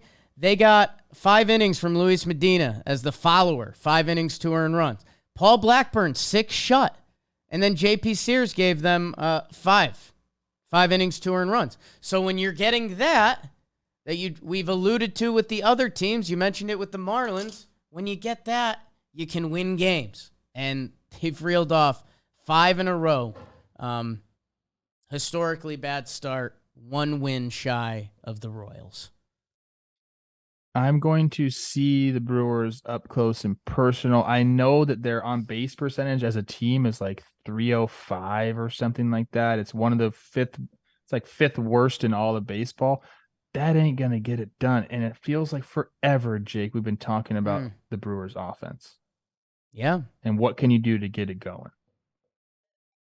Lifetime of this show, basically. We need help offensively. It's almost the same thing we've said about the Marlins. Yeah. Continuously. You have the pitching. Are you going to do enough offensively? And, this year we started out with the freshmen and things are going to be different. And it just, it hasn't been different. But they're in the division, similar to, it's the central divisions aren't great. We know that. So they've been able to hang around. They got jumped by the Pirates now.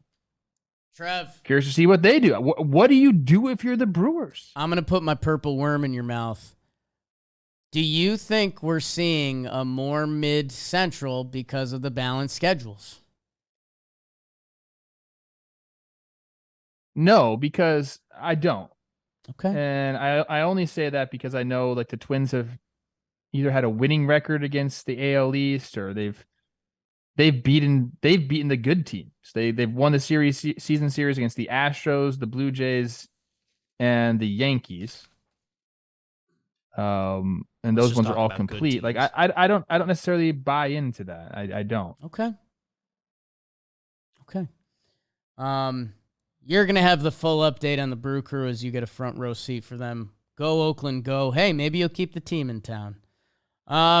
Trev, let's get on to standout performances. And this show is sponsored by BetterHelp. It's so easy to get it caught up in what everyone else needs from you and not take a moment to think about what you need from yourself. You got to take care of yourself. In college, that used to be Jimmy's line to me. He used to just walk by me and he'd say, Jake, take care of yourself. It works sometimes. If you're thinking about giving therapy a try, BetterHelp is a great option. Convenient, flexible, affordable, entirely online. Brief questionnaire. You'll get matched with a licensed therapist, and you can switch therapists anytime. No additional charge because you want to like who you're talking to about all this stuff. Find more balance with BetterHelp. Visit BetterHelp.com/talkinbaseball. Name of the show, people. You get 10% off your first month. That's BetterHelp, HELP.com/talkinbaseball. There's a link in the description. Take care of your mentals. Take care of yourself with take care of your mentals. BetterHelp. Trev, who's your standout performance? Standout performance. My standout performance is going to Gunnar Henderson. Ooh. He goes 3 for 5 with a double, a homer, 3 ribbies, and 2 runs scored. He hit the farthest ball to land on Utah Street in Camden Yards' 31-year history.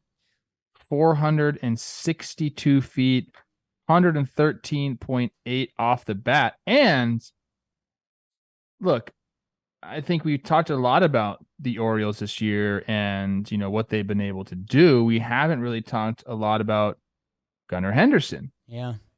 Quietly got the OPS up to 804. The OPS plus sitting at 124. He's hitting 236, but he started to slug a little bit. He's got the 350 on base percentage, 455 slug, and over the last month, last 28 days, where is that? I'm the worst at this. 988 OPS plus. Last 14 days, 1.2.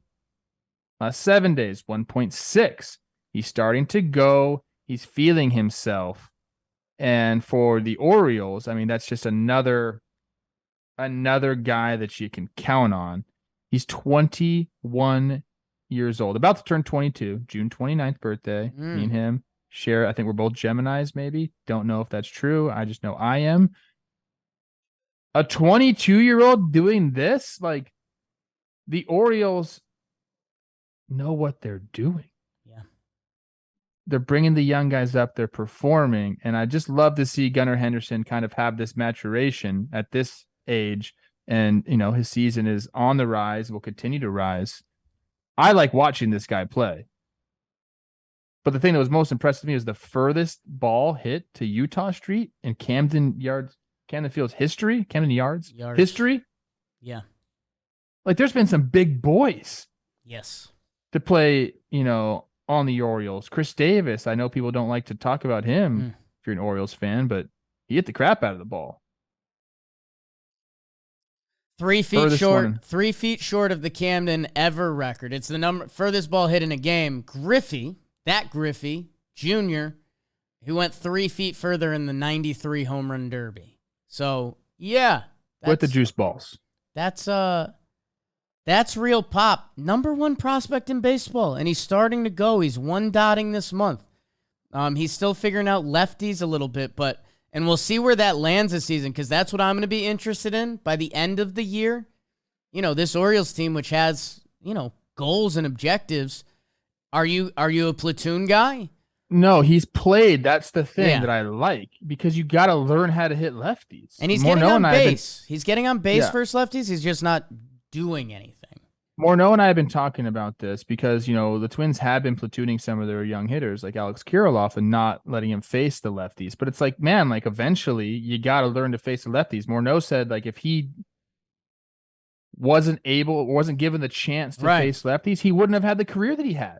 Like, he learned how to hit lefties because he got the chance to do it. And like, if you're taking that away from guys, if this is a guy you think is going to be around your organization for a long time, like, give him the chance to hit against lefties and figure it out. Yeah, it's difficult.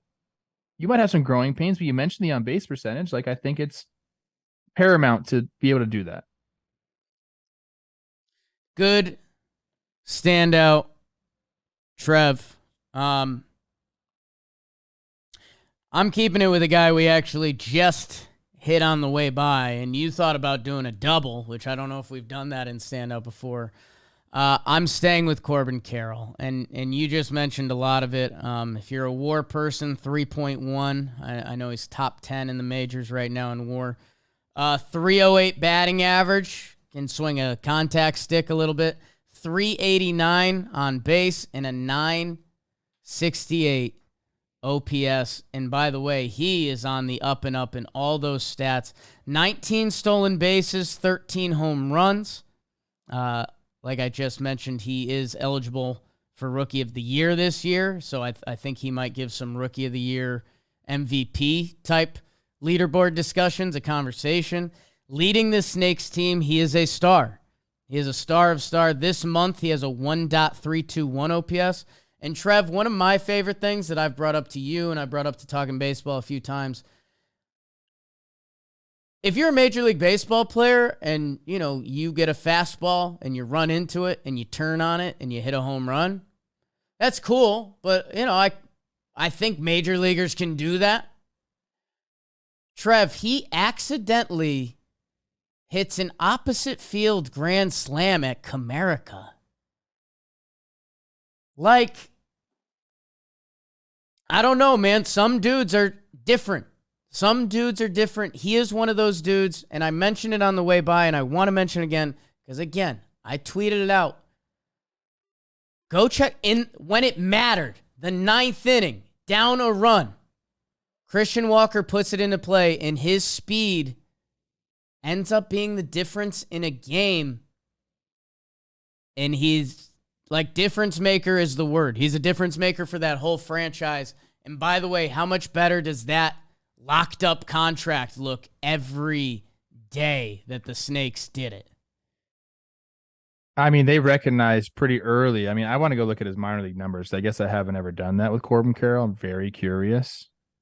He's a freak, can't have that man. many at bats. In the minors, overall, 142 games, he one-dotted it. He's a different dude. Oh boy, yeah, he is a different dude and like a different body type, and he's like almost like, I guess this is wrong. I was gonna say he's kind of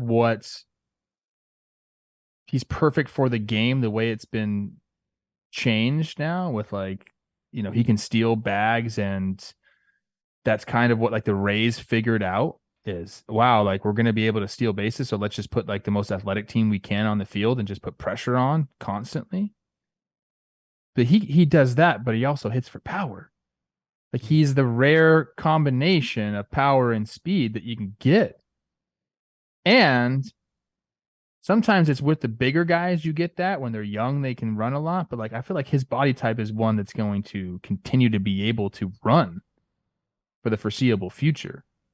You know, we always see the stats like kind of teeter down and like with the legs and stuff as guys get a little bit older, but I think he's going to be able to keep doing it for, I don't know, maybe the length of this contract. It's an 8-year contract, puts him to like 30, 31.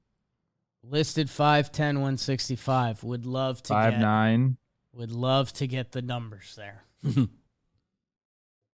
that's like everything is different about this guy. He's from Seattle, and I'm not taking away from Seattle baseball, but dude, not necessarily a hotbed. Can I give you an it's not a hotbed. Can I give you an update on Seattle Blake baseball? Snell, Corbin Carroll, hot. In about a month, Trev, All-Star Game Tuesday, we are having a live event. I think tickets are going live like as we speak. Yeah. Yeah, I got my ticket. I got my flight up there. Me, Trev, Chris Rose, BBD. No Jom, he's having a baby.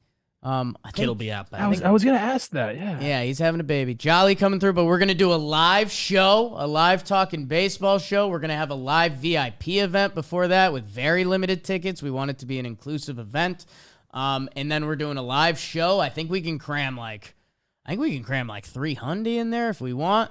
And then after the live show for the All-Star Game, we're opening up all the doors, and it's just gonna be a party. So. Come through. If you're going to be in Seattle for the All-Star Game, come hang out with us. We're going to the Derby, and then we're having our event the day of the All-Star Game. We've done this the past couple years. It's a ton of fun. Come through. We love to see you. And yeah, I think they're literally posting the tickets available like as we record this, which when you're listening, they're probably already up. So if you got friends in Seattle, it's going to be a blast. Or if you're coming through, let's do it. All right, here, let's just give them the real, like, why you should come. Okay. Let's hear it. I'm excited for this. Jess and Olivia are probably going to be there. Yeah. Yes. That's about it. Yes. Get your tickets. That's, in the words of the Romans, sex sells. So. Oh, my God. That's not what I was alluding to. What?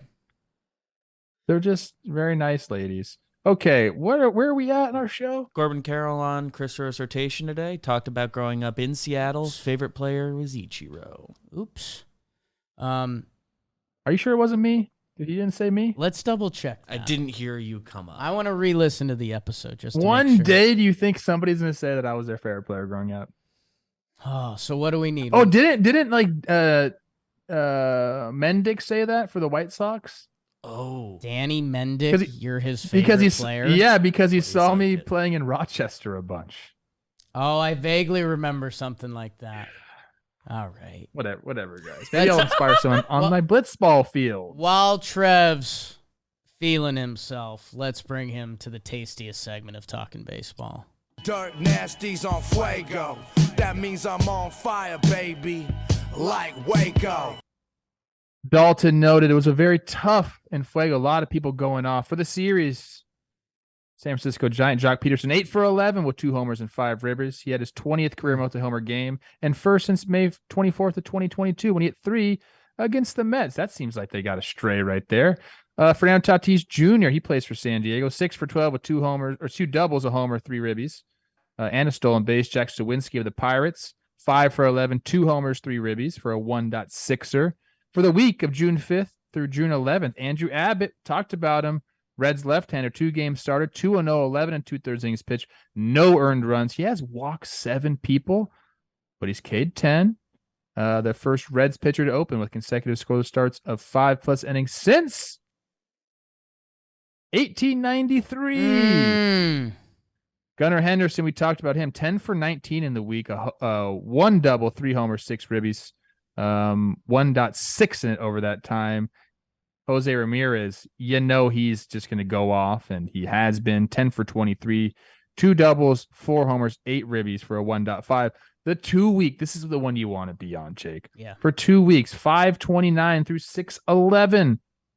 Corbin Carroll, 20 for 48, 20 for 48, 4 doubles, 1 triple, 5 homers, 14 ribbies, 5 stolen bases. He's 1.3 in it. Another Seattle guy on this list, Blake freaking Snell. 3 games started, 19 innings pitched, 1 earned run. 19 innings pitched, 1 earned run, only 6 walks and 27 Ks. Let's go, Snell.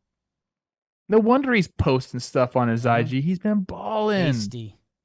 And last but not least, Julio Teheran. Are you kidding me? 3 games started for the Brew Crew. He's 1-1, but he's pitched 19 1/3. Only given up 3 earned runs. He's K'd 11 people, a 1.48 in 4 starts since joining the Brewers on May 25th. He's only gotten 4 runs of support, though, and 0 in his last 50 innings.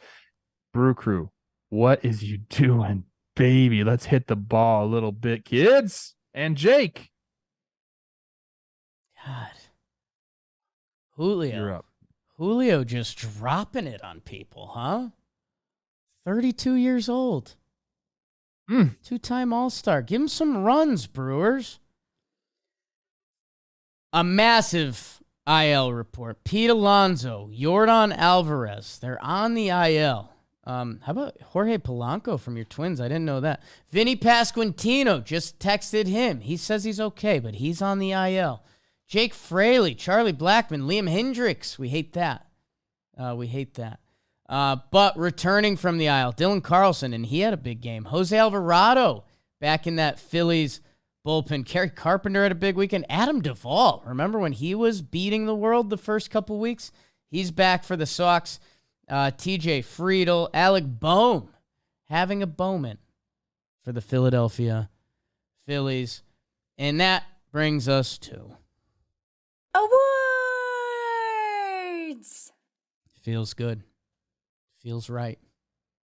Casey Lynch just commented on my Instagram post that I was fire. Oops. Whoops. Sorry, Kels. I think he still loves Kelsey too. He loves me, but still loves you, Kels. I think, yes. I'm going to give, I think I've done this before in a different fashion. I still like to bring it up because it is my favorite part of the Lord of the Rings trilogy. Mm-hmm. The Battle for Helm's Deep. Yeah. As the Uruk are descending on the keep and, all the free men are there ready for battle, and King Theoden's looking over and he's watching them march with their fires. It's nighttime and he's standing there ready to defend the keep and his people. It starts to rain. You hear 1 little drop of rain. You hear 2 drops of rain. And then all of a sudden it starts to pour. We have the errant arrow that we always talk about, and King Theoden says, and so it begins. Ryan McMahon, Colorado Rockies, standing at the plate, down a run. Well, it starts to rain. And I'm talking not like little rain, those big old drops. that only can happen in Colorado when the sky seems to just open up. Kind of sunny all around, but then there's just the rain cloud comes and it just starts pouring on Ryan McMahon. And usually as a hitter, you're like, this is stupid. What are we doing? I'm about to get hit with the ball in the face. There's no way the pitcher can grip the baseball. And you just want to get out of there. But the at-bat kept going.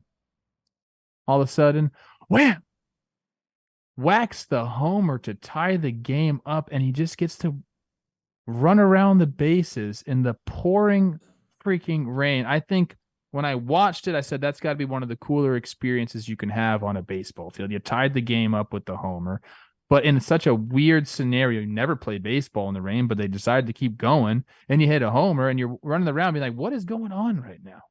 They end up tarping the field right afterwards. Rain delay comes, they get out of it. Nolan Jones hits one, I don't know how far, 1,000 feet, because that's what he does. But like, I wanted to give a shout out and award to McMahon for being able to be composed in the box, even in the face of a torrential downpour, gets the job done. And then because he did the job, he gets to have this moment that I guarantee he'll never forget. Running around the bases in the rain like that, being like, it's like a movie. It's like I'm battling for Helm's Deep right now. And then for them to get the walk-off is just a cherry on top. But shout out Ryan McMahon. You get my It's Raining and the Time Has Come for War award. Nothing like some Talkin baseball to get your adrenaline pumping this week. Ryan McMahon, it looks like he's on a team-friendly extension. A little biased coming off of what we saw from DJ and the Rockies paying for Nolan. Throw the Rocks a trade offer for that guy and see what happens, because he's got a year where he had the highest defensive WAR. He's currently got an OPS in the 8s. Again, Coors effect hurts you maybe more than it helps you. That his OPS plus might not impress you, but everything else might. Really, really good ball player. Who doesn't love a lefty third baseman too? I mean that. I talked to Jace Tingler, our guy, who I've become like friends with. Wow. Yeah. And he's on social media quite a bit, so I guarantee he saw, when we were giving him some shit, about the Tatis situation when he was a manager in San Diego, but he's been a really nice guy to me. We've been playing cards together with some of the other coaches, and he mentioned yesterday about Ryan McMahon, just what a solid ball player. I saw him a lot. I think he's really underrated as a player, and you're right, man. Could be available. Throw something at the Rockies. Never know. Maybe they'll pay half the bill. God, he's got so much time left on the contract, though. Yeah. Great award, Trev. I will give out the Commandeering This Ship award. I haven't watched Pirates in the Caribbean in a while. I don't know what happened. They just started cranking out so many movies. He got lost in the story. Really weird, but there's nothing kind of cooler than commandeering a ship. Especially if it's a ship that you used to own and you lost. But Andrew McCutchen came back, and he's commandeered his Pirates, and he commandeered his 2,000th hit, which, when we go through the baseball accolades, that's one of the big ones. Obviously, some people would point to 3, but 291 players have ever done it. There are now 4 current players. 5 with McCutchen. He does it back at PNC Park where he got his first hit in 2009. He drew 10 walks in June. Some of those while he was sitting at 199, so he was still keeping patient. Wasn't going to expand to get that 2,000th hit. Gets it against Carrasco, which is a nice name. And by the way, we've talked about it before. I don't know if Andrew McCutchen knew he was coming back for a first-place Pirates team in June. I think he was hoping that they'd be pesky. And, I think when he originally signed, him and Santana were like, maybe these guys will do good, and then they'll flip him at the deadline, and that'll add to the youth movement in Pittsburgh. I don't know. I mean, Andrew McCutchen, talk about Pittsburgh legends. If this guy MVP in the bag and leads them to a little NL Central division this year, while getting his 2,000th hit with the team that got him, He's commandeered the Pirates again. He's commandeering the NL Central right now as they're in first place. I love Andrew McCutchen. That's a great award.